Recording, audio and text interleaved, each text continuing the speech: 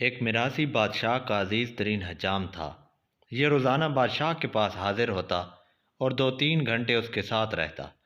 اس دوران بادشاہ سلطنت کے امور بھی سر انجام دیتا رہتا اور حجامت اور شیو بھی کرواتا۔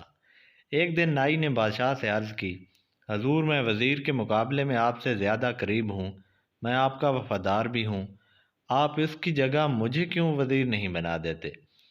بادشاہ نے مسکرا کر حجام کی طرف دیکھا اور اس سے کہا، میں تمہیں وزیر بنانے کے لیے تیار ہوں، لیکن اس سے پہلے تمہارا ایک چھوٹا سا ٹیسٹ ہوگا۔ نائی نے سینے پر ہاتھ باندھ کر کہا، آپ حکم کیجئے۔ بادشاہ بولا، بندرگاہ پر ایک بحری جہاز آیا ہے، مجھے اس کے بارے میں معلومات لا کر دو۔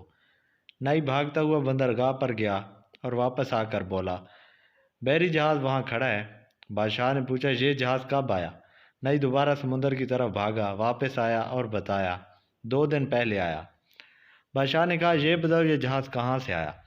نائی تیسری بار سمندر کی طرف بھاگا، واپس آیا تو بادشاہ نے پوچھا، جہاز پر کیا لدا ہے؟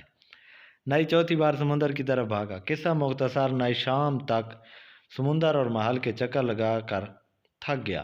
اس کے بعد بادشاہ نے وزیر کو بلوایا اور اس سے پوچھا، کیا سمندر پر کوئی جہاز کھڑا ہے؟ وزیر نے ہاتھ باندھ کر عرض کی، جناب، 2 دن پہلے ایک تجارتی جہاز اٹلی سے ہماری بندرگاہ پر آیا تھا، اس میں جانور، خوراک اور کپڑا لدا ہے۔ اس کے کپتان کا نام یہ ہے، یہ 6 مہینے میں یہاں پہنچا، یہ 4 دن مزید یہاں ٹھہرے گا، یہاں سے ایران جائے گا اور وہاں 1 مہینہ رکے گا، اور اس میں 209 لوگ سوار ہیں، اور میرا مشورہ ہے ہمیں بحری جہازوں پر ٹیکس بڑھا دینا چاہیے۔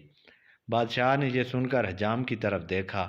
حجام نے چپ چاپ استرا اٹھایا اور عرض کی، کلمہ چھوٹیاں رکھاں کہ وڈیاں، سبق جس کا کام اسی کو ساجے۔ مزید ایسی ویڈیوز کے لیے چینل سبسکرائب کریں۔